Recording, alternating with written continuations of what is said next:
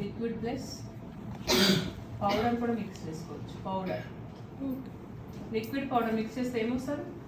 Cream వస్తుంది. ఇప్పుడు మన దగ్గర క్రీమ్ ఫౌండేషన్ లేదనుకోండి, ఏం చేస్తారు?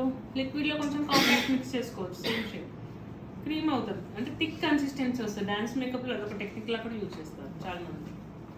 లిక్విడ్లో పౌడర్ యూజ్ చేసి కూడా ఫౌండేషన్ లాగా వేస్తారు, కవరేజ్ ఎక్కువ రావడం కోసం కూడా చేస్తారు. అది నాకు ఒక వెట్ టిష్యూ తెచ్చి. సో అవన్నీ ఇక్కడ మనం ట్రయల్స్ చేస్తాం. ఇంకొకటి మీకు ఇప్పుడు హెచ్డి చెప్తాను. హెచ్డి ఫౌండేషన్ అంటే ఇప్పుడు మనం నార్మల్లో లిక్విడ్లో హెచ్డి లిక్విడ్ కూడా మిక్స్ చేసుకోవచ్చు.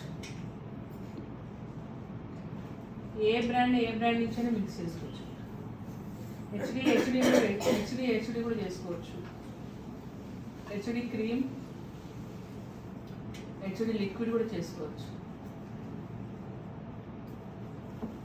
లిక్విడ్ మిక్సింగ్ అనగానే ఇది అది కలపచ్చో లేదో అట్లా అని చెప్పుంటారు కదా. కాకపోతే ఒక్క విషయంలో ఆలోచించాలి. ఏంటి అంటే మన క్లయింట్కి ఇప్పుడు బాగా డ్రైగా ఉందనుకోండి, వాళ్ళకి థిక్ ఫౌండేషన్ మనం వేయకూడదు.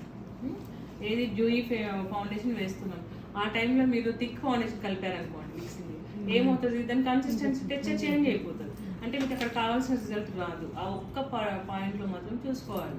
థిక్ ఫౌండేషన్ థిన్ ఫౌండేషన్లో మిక్స్ చేయకుండా చూసుకోవాలి. అంటే కన్సిస్టెన్సీ పోతుంది అంతే. తెచ్చావు ఎట్లయితే మనకి దాంట్లో ఉంటాయి కదా మేకప్, దాంట్లో సర్లే ఎక్కువ వెయిట్ చేసి అప్పుడు మనము లిక్విడ్ ఫౌండేషన్ క్రీమ్తో మిక్స్ చేస్తే అప్పుడు కూడా అట్లనే అవుతుంది. కానీ అంటే ఇప్పుడు ఆల్ స్కిన్ టైప్ అని మనము ఏదైనా సెట్ అవుతుంది అనుకున్నప్పుడు చేయొచ్చు.